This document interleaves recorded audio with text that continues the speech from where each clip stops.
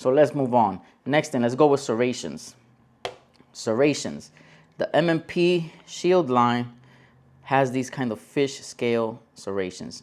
Has in the back and very subtle ones in the front. Not great, not very defined. Gets the job done. You can still rack it with no problems.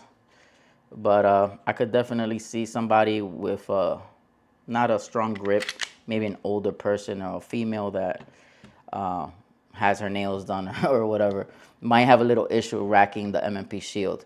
The Glock 43X Mos has real good, real nice defined serrations in the back and in the front, which I actually like. So that's pretty cool there. Next thing, let's go with trigger. Glock triggers are hit or miss. If you're going with factory triggers, they're definitely hit or miss. Some people have had good luck, some haven't. Luckily for me, I've had great luck. I love the trigger on my Glock 43X. That's why I haven't really rushed into swapping out the trigger. Eventually, I do want to get a Johnny Glock's Vex trigger, but that's more just because I want to add it, not really because I need it, because like I said, this trigger is great.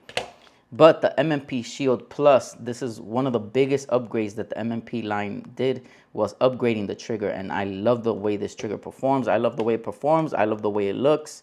I love the way it feels. And the reset, everything is really, really good on that trigger. So if you want capacity, you want slightly smaller gun, the M&P Shield is definitely in the lead with those departments.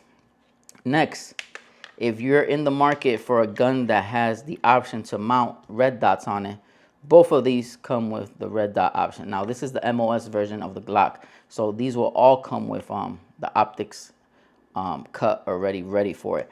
Now, the M&P Shield, as you can see, I do have the optics cut version, but they also sell one without it, and you could get it for slightly a little cheaper, I think $50 less. I believe you could get this gun for $400 flat without the optics cut. Now let's talk about pricing now that we're there. I believe the M&P line cannot be beat as far as quality, reliability, brand, history is really hard to beat. And when you compare that with the price, you can't get a gun a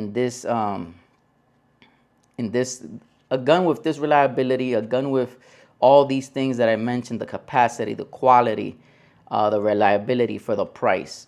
It's very hard to beat an M&P Shield. As for the Glock, you're paying for what you're getting.